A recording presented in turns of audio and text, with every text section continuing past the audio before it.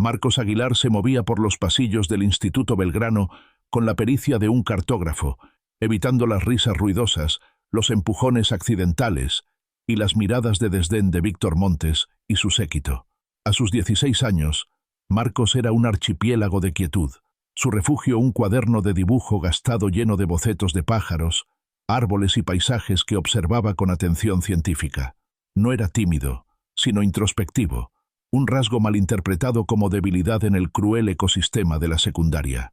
Dale like, suscríbete y comparte. Comencemos.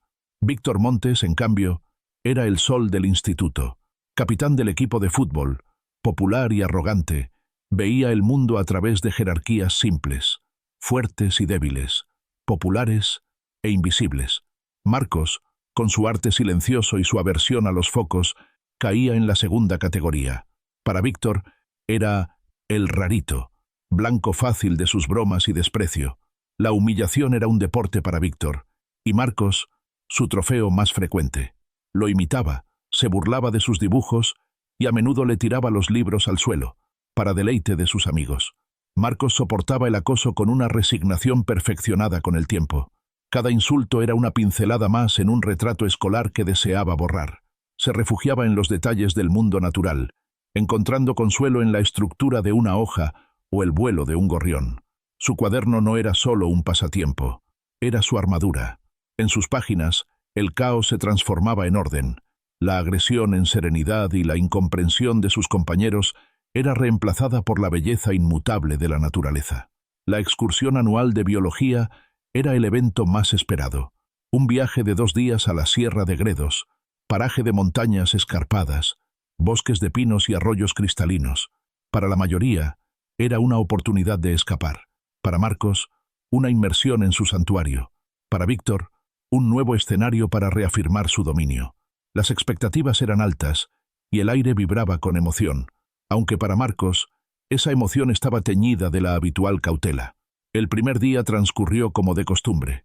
Mientras el profesor de biología, el señor Cifuentes, explicaba la flora local, Víctor y sus amigos bromeaban. Marcos, absorto, dibujaba la textura de la corteza de un pino y la forma de un liquén sobre una roca, capturando cada detalle con dedicación obsesiva. Por la tarde, se organizó una caminata hasta un mirador, el Balcón del Viento. La ruta era de dificultad moderada, pero el tiempo, soleado, cambió con rapidez caprichosa.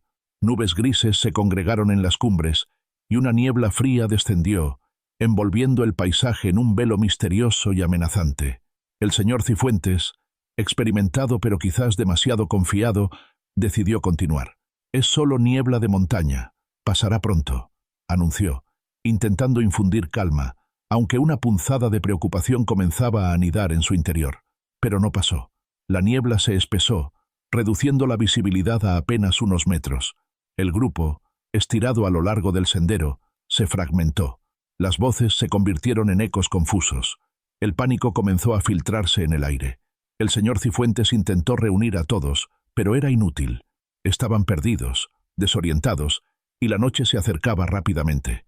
Fue en medio de este caos creciente que Víctor, intentando hacer una de sus típicas bravuconadas, decidió tomar un atajo. «¡Por aquí es más rápido!», gritó, desviándose hacia una pendiente rocosa. Un par de sus seguidores lo imitaron, pero el resto dudó. Marcos, que caminaba solo, vio a Víctor desviarse.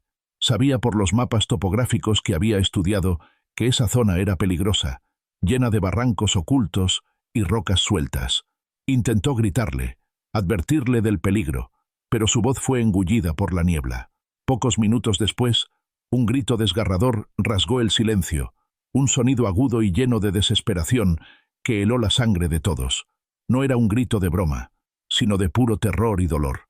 El grupo se detuvo en seco, el corazón latiéndoles con fuerza en el pecho.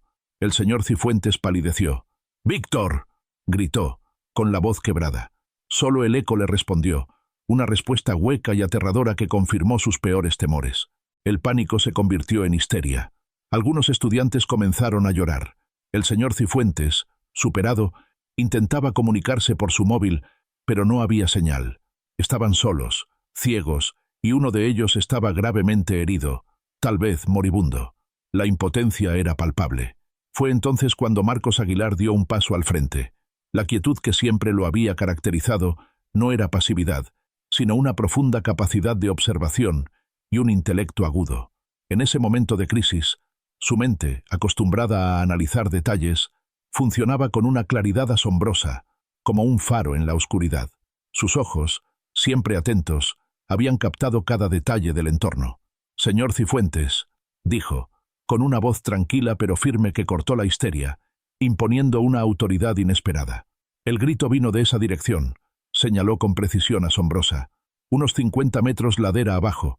La pendiente no es un acantilado, es un despeñadero. Probablemente ha rodado. Su calma contrastaba drásticamente con el caos, infundiendo un atisbo de esperanza. Todos lo miraron, sorprendidos de que el rarito hubiera hablado, y más aún, con tal seguridad y autoridad. Se miraron entre sí, incrédulos, antes de volver sus ojos a Marcos. «¿Cómo puedes saberlo?», preguntó el profesor, escéptico. Marcos abrió su cuaderno de dibujo. En una de las páginas había un boceto detallado de la ladera, hecho esa misma mañana desde un punto más bajo. Había anotado formaciones rocosas, la inclinación y la ubicación de un viejo roble retorcido, un punto de referencia clave en la oscuridad. «Lo dibujé esta mañana. Conozco el terreno, y escuché el sonido de rocas sueltas justo antes del grito. Cayó cerca del roble. La evidencia era irrefutable. Dale like, suscríbete y comparte». Sin esperar permiso, Marcos se quitó la mochila, sacó una pequeña linterna y una cuerda fina pero resistente que siempre llevaba para medir distancias en sus dibujos, un objeto insignificante que ahora se convertía en una herramienta vital, y comenzó a moverse con decisión. «Quédense aquí, hagan ruido para que pueda orientarme para volver», ordenó, su voz resonando con una autoridad que nadie había escuchado antes de él. El señor Cifuentes, viendo la determinación inquebrantable en sus ojos, asintió. «Ten cuidado, hijo», le dijo, la voz teñida de admiración y miedo. Marcos se adentró en la niebla, moviéndose con una seguridad que dejó a todos boquiabiertos. No caminaba a ciegas, leía el terreno con la destreza de un explorador experimentado. Sentía la inclinación bajo sus pies, reconocía el tacto del musgo que solo crecía en la cara norte de las rocas, usaba los sonidos de sus compañeros como un sonar. Cada paso era deliberado, cada movimiento calculado. Lo encontró exactamente donde había predicho, al pie del viejo roble. Víctor estaba en una posición antinatural, con la pierna doblada en un ángulo terrible, signo evidente de una fractura grave. Estaba pálido por el dolor y el shock, con un corte profundo en la frente que sangraba profusamente. Sus ojos, antes llenos de arrogancia, ahora mostraban una vulnerabilidad y un miedo que Marcos nunca había visto. «Aguilar», susurró Víctor, incrédulo, su voz apenas un hilo. «No hables», dijo Marcos, arrodillándose a su lado. Su calma era tranquilizadora. Evaluó la herida con una concentración fría y precisa. La pierna estaba claramente rota. Con la habilidad de un cirujano improvisado, usó 2 ramas rectas y su propia bufanda para entablillar la pierna, minimizando el movimiento y, con ello, el dolor. Usó su pañuelo para aplicar presión en el corte de la frente, deteniendo la hemorragia. «Tenemos que sacarte de aquí», dijo Marcos, su voz sin vacilación. «El frío es peligroso. La hipotermia podría ser fatal». La temperatura había descendido bruscamente y el viento helado comenzaba a calar hasta los huesos. Con una fuerza que nadie sospechaba y un ingenio nacido de la necesidad, Marcos ayudó a Víctor a ponerse de pie, pasando el brazo del corpulento atleta por encima de sus propios hombros. El peso era inmenso, la tarea hercúlea. Cada paso era una agonía para ambos. Marcos, guiándose por su memoria topográfica y los sonidos lejanos, comenzó el lento y arduo ascenso. Tardaron casi 1 hora en recorrer esos 50 metros. Cuando emergieron de la niebla, pareciendo 2 fantasmas, cubiertos de barro y agotados, un suspiro colectivo de alivio recorrió al grupo. La visión de Marcos, sosteniendo a Víctor, fue una imagen que quedó grabada en la memoria de todos. El acto de Marcos galvanizó a todos. Inspirados por su coraje, otros estudiantes se apresuraron a ayudar a llevar a Víctor, formando una cadena humana para no perderse en la niebla restante. Siguiendo las indicaciones precisas de Marcos, finalmente encontraron el camino de regreso al albergue justo cuando la noche caía.